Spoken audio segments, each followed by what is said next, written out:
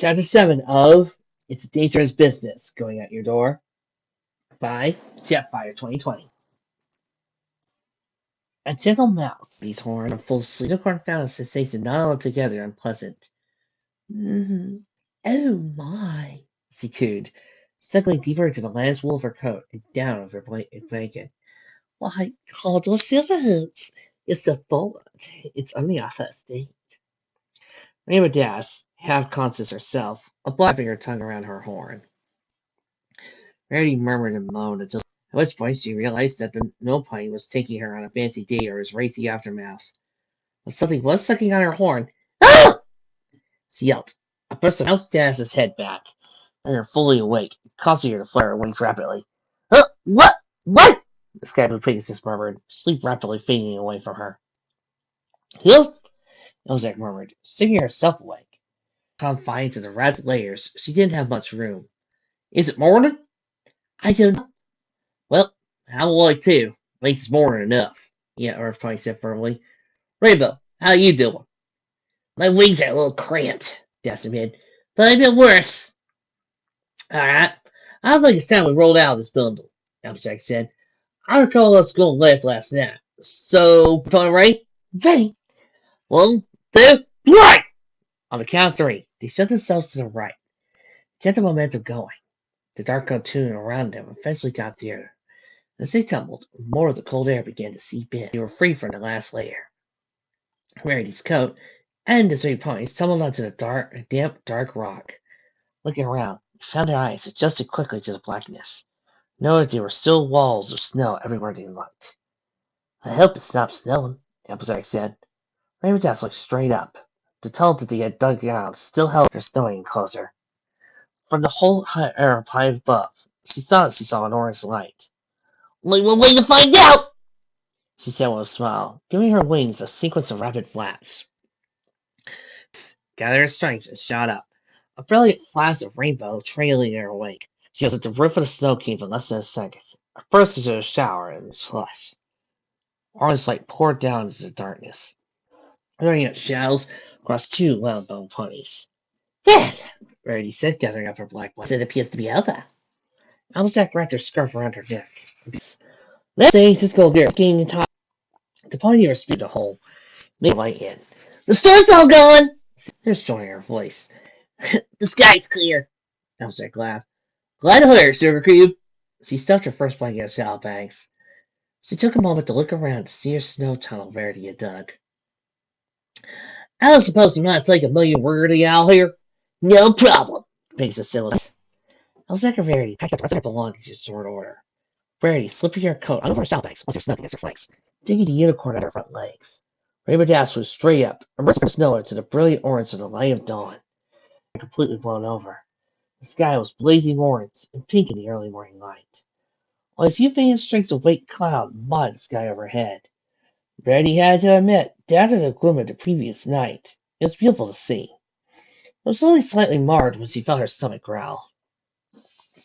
We really didn't eat anything last night. Her coat, she used her mouth bag and extracted contents until she found what she sought. Her 3 granola bars. By the time Applejack had joined up with the group atop of chewing at one of them, gladly offered the other 2 to her friends. I guess it'll still task, her pony said, taking a bite of crunchy confection. Pulling up her bar. Snow! She mulled in between. Naturally, she careful to stow their wrappers and Rarity saddlebags. The 3 ponies set out again, without the blizzard blinding them, and clearly see the end of the mountain valley they had entered. Wise passed between 2 sheer cliffs, trotting across the snow. They reached it within half an hour, and they found a path cut sharply to the right. They rounded a bend. Wow! The 3 ponies had left the bowels of the mountains, a dramatic turn in their path, combined with the steep drop of the rock around them, along with the complete clearing of yesterday's cloud cover, permitted them to see a long panorama of the world below them. It was golden, lit to a glistening flame by the brilliance of the rising sun. They beheld what seemed to be endless fields of gold, rolling and shimmering in breezes like water upon the sea. The fields stretched into the distance, spreading out in front of them and to either side, farther than they could fathom. The further west they looked, the more of the field was shadowed, but as each passed the sun rose higher and higher, spreading more of its radiance across the sight and bathing more of the field in flaring flame. Open country. Applejack's heart sank at the sight of it. So let's, Rainbow Dash said. That's the ideal. And now that way, she pointed with her straight ahead to the sky. Reddy and Applejack followed her direction and looked ahead, raising their gaze from the fields of gold. Further forward they looked, the more the world was shrouded in the purple-blue haze in the distance. But their edge of their sight, sharp masses of shadow were clearly visible. Are those the Archback Mountains? Reddy asked. Oh, I gotta do this. It looks so rares. Did you ever expect it to be small? Smaller. There are, Des affirmed. From what I've seen, Glendale goes lengthwise across the Archbacks and Dragon Bridge Mountains. We're going to go across. Wait, will we wait? Our host practically trembling with eagerness. Gaggers, we got a long way down a sleepily slope, almost. Des yelled, flapping her wings rapidly, searching out the cast with her. Wait for me! Brady cried mid. Three ponies sped always downhill, sometimes through the more alpine valleys, other times straight down the sides of the mountains. The air grew warmer.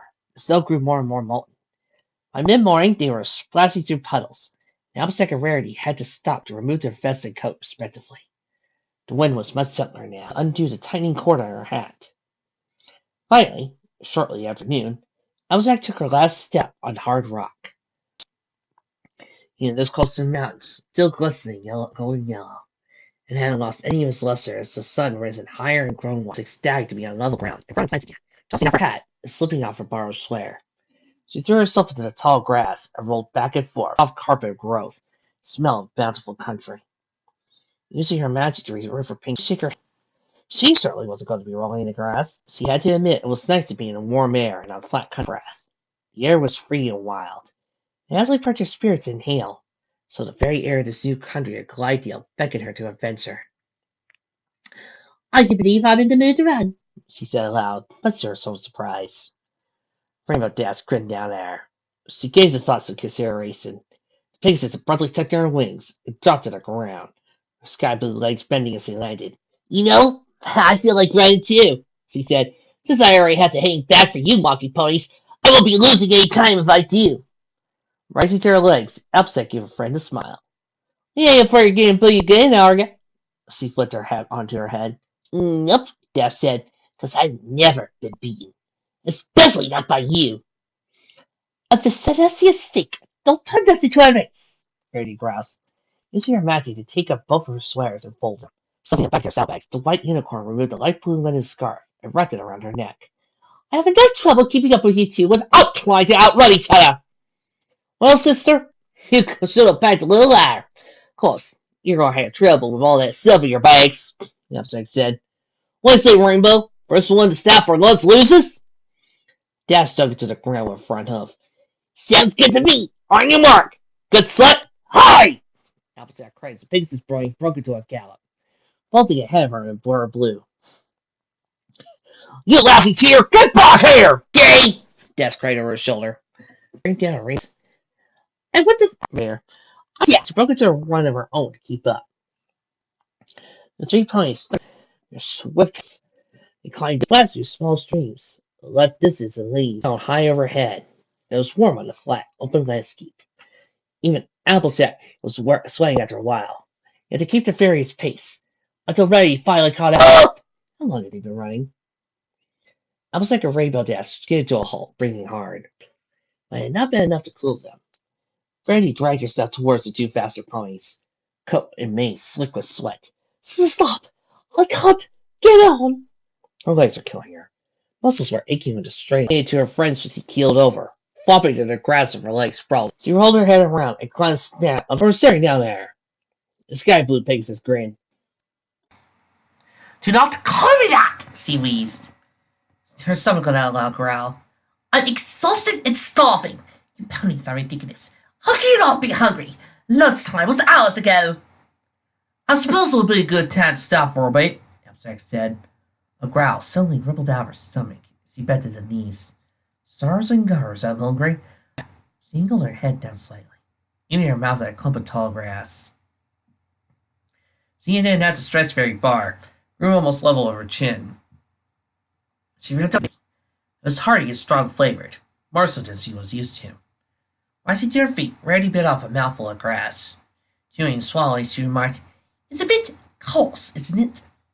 "A lot of fiber in this stuff," Applejack said. "Good for the plumbing." Eek!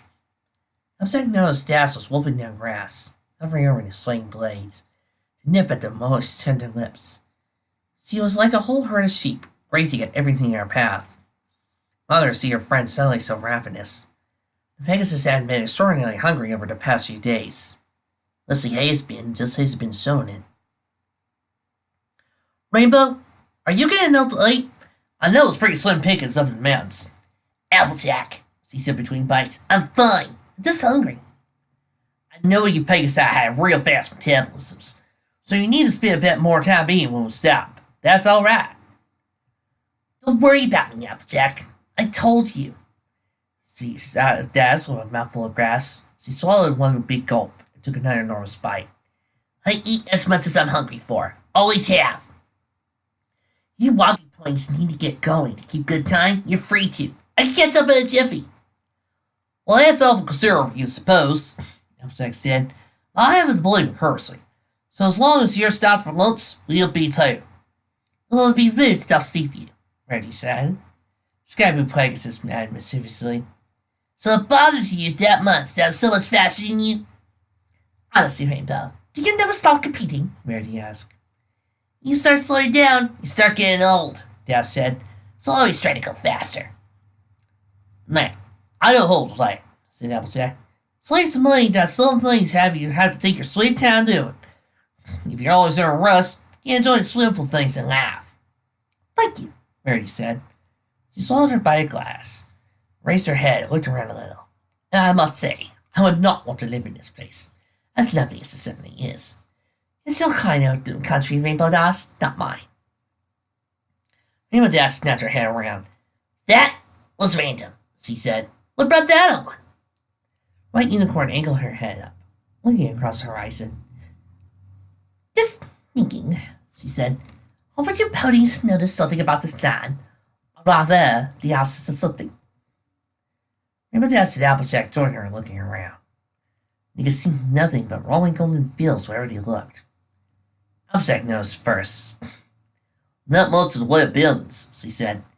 "Precisely," Rarity said. "We see no development of any kind. No houses, farms, not even bridges over some rivers.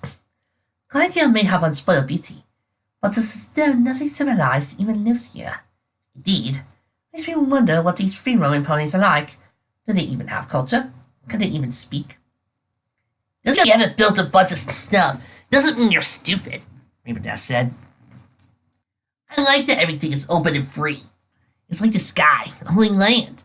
No pony is restricted by fences or barriers." "Even the sky has clouddale around Dash," the Unicorn said. "You just don't understand," the Skyblue Pegasus said. "You don't understand what it's like to be free." Rarity held the breath from her nostrils. "I understand freedom perfectly well, madame," she said indignantly. "And I'll thank you not to slander me to the contrary. But there is some freedom that can only come by giving up other freedoms." "That makes no sense!" Dash snapped. "If you give freedoms up, you're less free. It's simple as that." "There's freedom too," Randy said. "And there's freedom from. In Equestria, we don't have the freedom to do everything we like. We don't have the freedom to murder ponies, for example. But as a result of that, we have freedom from fear of being randomly killed. It's the same thing for all civilized society. The ponies of Glidea may have a great freedom of action, but they also must be saddled with a great deal of worries and cares that we in Equestria don't have. Yes, we haven't given up on some of our freedom to act." "That's not a fair example at all," Dash said. "Being safe isn't about there being laws against murdering. It's about ponies not being jerks to each other. If you have that, you don't need to restrict any ponies' freedoms." White Unicorn shook her head. "The world is always going to have jerks. But it does. So we must take that into account when we decide what actions our society forbids." "Are you saying you like to live in a country where you have to have permission to do anything? Where you can't do anything without being told?" The Skyblue Pegasus' eyes bugged down. "I can't believe what I'm hearing." "I'm saying it's a trade-off. I wouldn't like to live anywhere where I was told everything I could do. Neither would I like to live somewhere where I could do whatever I wanted. It's not striking a proper balance, Verity said. Dad shook her head. It's too slippery a slope, she said. Well, we didn't have Princess Celestia as a ruler. One of our ruler was bad. One of our ruler used every excuse to take away freedoms. I'd rather live someplace without any restrictions. Grand Ruler? And if I had to choose between the two, so would I, Randy cried. But the point is, you're not supposed to choose between those two. You're supposed to find a middle ground. Raymond Dash and Randy locked eyes with each other, and intensity had thoroughly surprised Applejack. Fascinated about something as distracted as personal liberty. She would never expected the unicorn had given so much thought to the same subject. She almost wished she could let them keep arguing, not because she wanted to see her friends fight, but because she wanted to learn more about how they thought. But the sun had begun to take on hints of orange. Twilight sparkles still in need. Pardon me, Al, she said gently. We're bird daylight. Break its tongue, we got going again. Radio was the first to blink. I suppose you're right, Applejack, she said. Maybe that's. Please don't be mistaken. I love the feeling that comes from acting as you please. I know that if every pony were allowed to do completely as they wish, there would be chaos. Das's face was stern, but slowly changed, growing softer and softer. Alexi smiled softly at Rarity. You know what? You're right. Or, I guess you're right. But I don't know how you go about setting those limits. I wouldn't want to restrict any pony. Guess that's why I'm not a princess. On the other hand, perhaps I'm misjudging the ponies of Gladstone, Rarity said. We haven't even met any of them yet. Perhaps they have their own social order that works for them. I'm ready to give them the benefit of that. Gus smiled. That's really big of you, Rarity, she said. I guess it's a little dumb of me to talk about total freedom when I live in Equestria, which does have laws. Laws that help keep us safe. Maybe it's all about balance. Hence, speaking of balance, Rarity said. Perhaps for the rest of the day we should keep our balance pace a bit. She smiled hopefully at Applejack. We did go so quickly this afternoon. I hope that... The reserve points nine. We can slow down, Matt, she said. Just a Mac, though. We wasted some time in the mountains. Now that we're here on easy terrain, I'd like to just make up as much time as we can. Don't know how far Glidedale goes till we get to the last landscape. No telling what that'll be. Rarity sighed. Fine. Randas laughed and nuzzled aside. We'll go a little slower this time, Rares. Alright, y'all, let's move on! Applejack said with a swish of her blonde tail. The 3 ponies were soon near galloped. Das and Applejack slackened their pace a bit, while Rarity tried harder more than ever to match them. Discussion between her friends lingered in the back of Applejack's mind through the rest of the afternoon and into the evening. She took some time to look around her as she galloped.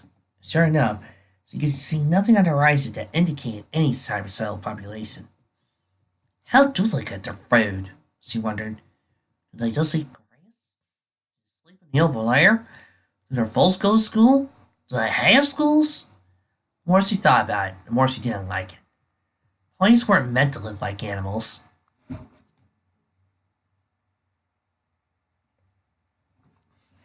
This class is an example of how to deal with alternate realities and places where animals are in fact people. Thank you. No guarantee of food or shelter. Verity's right. Some freedom had to be given up so a pony could grow up safe, realize their full potential. A pony needed more than raw freedom. They needed an education, friends, art, culture. There had to be more to life than just bare survival. That's why she was adamant that Apple went to school all year round, even during planting season. Granny Smith had always insisted that a pony didn't need book learning to be successful. While Applejack knew that there was more to education than just financial security. Big McIntosh missed out some school in his younger years, and always regretted it. That's why he grew up to learn so much nowadays. Education made a pony more than just a worker or a creature.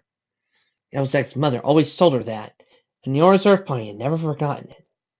She was interrupted from her thoughts by the sight of something black standing up on the plains on her left. Halt! She called over her shoulder. Y'all see what I'm seeing over on the left? It's definitely there, Mama Death said. She flapped her wings and spun in the air. Let's go check it out! She flew toward it in a streak of rainbow before either of her friends could stop her. Shaking her head, Applejack turned towards the dark thing, ready, hot on her heels. When the two ponies arrived, Dash was sitting at the base of the black tall stone slab. Its sides peaked to a point. It was carved all over the layers, and like the strange symbols around the treacherous king in the mountains. Isn't it? Eddie said. I mean, some of the words are weird, but it's totally understood. Glidesteel. We should be able to understand any ponies we come across. Unless to stop. The Houston language has changed with time. Maybe long ago they spoke equestrian, but nowadays they don't. This is almost exactly like our language, Applejack said. And I know Thomas mentioned that old equestrian was different from stuff. It's a lot like our new stuff, or at least not too old. And then four large letters sounded around in front of it. Below these, a smaller horizontal script was written, This is the land of Glidedale, a golden field between the mountains, claimed by the line of the Dale Lords and their kin. Friends should take heart, enemies should take heed. In the name of Lord Broadwithers, Lord of the Dale, and the Dad smiled. Let me tell you from the start, enemies should take heed. These ponies don't mess around. So, Applejack said. Last book mentioned they didn't last. Don't mention of Equestria, Reddy said. Well, I never see Applejack said. And they're just over the mountains from Ponyville. Maybe both countries don't mingle much. What do you think that is on top? Dad said, pointing her up towards the peak of the slab. A symbol. Top and bottom, then inward towards the mill, where they pulled together by a band of some red stone. Is it the symbol of Glidedale? Looks like it's holly, Applejack said. Or grass, I suppose. Probably grass. That will make the most sense.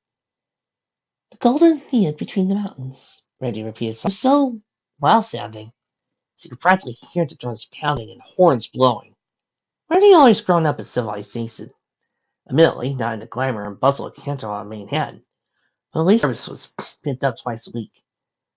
Applejack talks about never leaving our farm. But I'm not much better, she thought. I haven't been a great chap in this strange and wild place. The wind whipped at her mane. She went past the stone slab, deep into the west.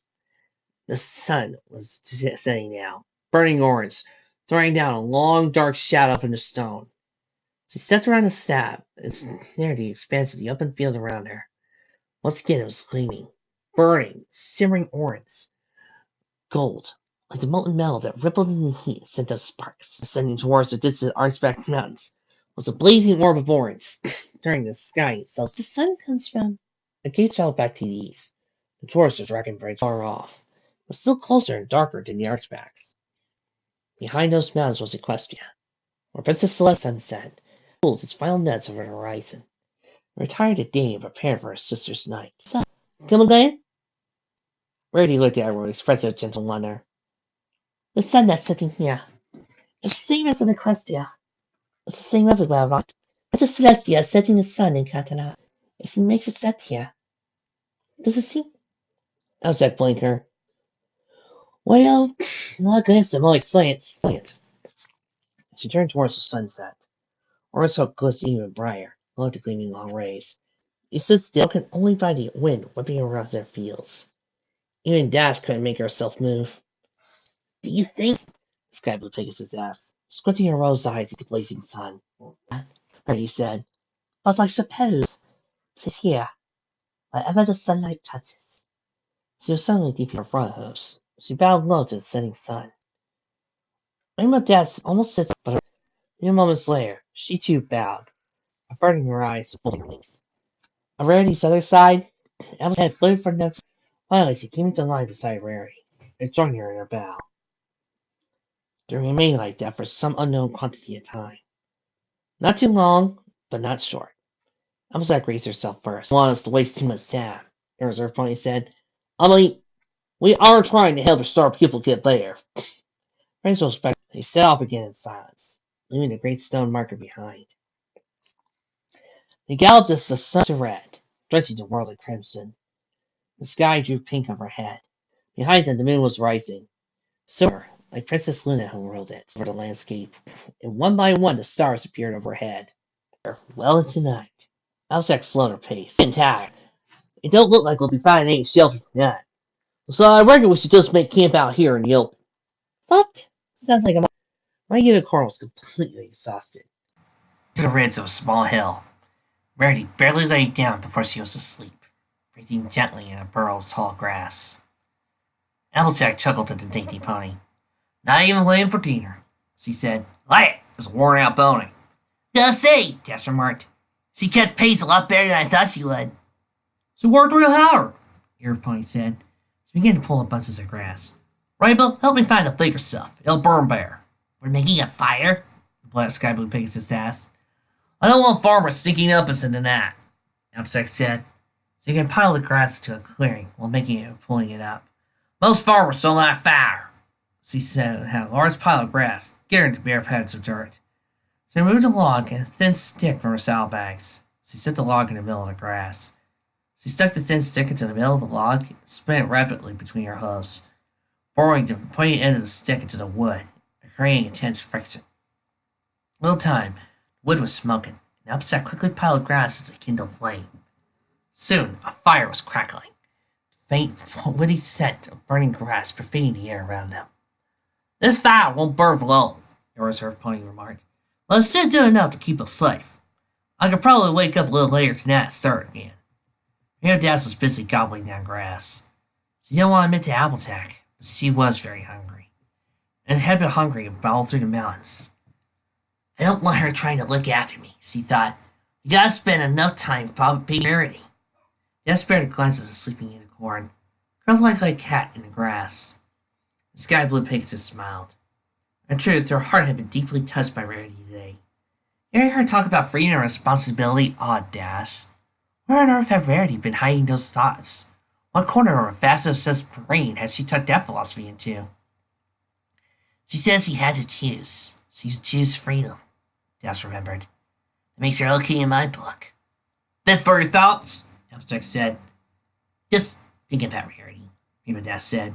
Aww, Applejack cooed. It's not that, Dash said. It's just that she and I have never really hung out. Trying over to the fire, she laid down and looked at the flames. I didn't even know who she was until Twilight brought us all together. Now we're all on this journey. Mostly told myself I wouldn't let her come because I knew how guilty she felt. But she's okay. Mary's a good girl once you get past her fussy side, Applejack said. She's real sweet. Dad smiled. The only time we ever really spent around each other was when she was making my dress for the Grand Gallery Gala. And I was being a jerk. She just kept at it, doing whatever I told her to. Even guessing what I wanted when I didn't say anything. Yeah, we caused her a lot of trouble. She didn't complain one bit, the reserve pony remarked. That's sort of the way Rarity works. You'll hear her whine about a lot. If you pay attention, it's all the little things. Wine, clothes, the ponies are talking about. Big stuff, never complains about it. Not until it gets real by it. She just keeps moaning about the little things. Until the big things ain't such a big deal in your mind. So, some sort of coping strategy? She plans it out? Not sure I call it planning. A rolling, moaning howl rippled across the plains, breaking out goosebumps on the two ponies. Chill ran down their spines. Rarity remained asleep. What in the name of question was that? Applejack cried, getting to her hooves. It sounded pretty far off, Rainbow said. Look at here, it ain't far off enough, Applejack said. Rainbow, go up and take a peek. Night, Dash launched herself into the sky, shooting 100 feet in a second. She hovered in the air, spinning around, scanning the horizon. The light from their fire was meager and lonely amid the vast, moonlit darkness of the plains. She couldn't see anything moving, and there was a far infinite amount of moonlight. She didn't think she was missing anything. I don't see anything, she called out to Applejack. Keep looking for a bite, Applejack called back. We'll make sure there's nothing coming our way. Death scanned the horizon again. Nothing towards the arc back. Nothing to her left. Nothing to her right. She turned back towards the Dragon Bridge. Then she saw it. A streak of blinding white light shot down the middle of the mountains far to her right, going from the peaks to the bottom in an eye blink. It hit the plains and kept going, a blast of blinding white and a thinly jagged line. straight clear across her sight in a line of another blink, and down was going. Rainbow! Applejack called up to her. Slowing anything? Rainbow Dash shook herself back to responsiveness. She gently hovered back to the ground. Nothing, she said when their hose were on her again. Well, I'm gonna put some more grass in the fire, Applejack said. Wild Critter will think twice before Corin went near us. Then I'm gonna turn in. Yeah, Dash said softly. Me too. Night, E.T. Good night, Rainbow, Applejack said, sitting up and walking into the tall grass. Dash curled up and laid down her head. Grass acted as natural bedding. It was actually quite peaceful. She wasn't feeling peaceful. Her mind was racing, crackling with the image to steer across it. The memory of what she had seen. That streak. That blast of light. It was just like lightning. Foreshadowing! Oh noes! But what did that mean? Lightning on the ground?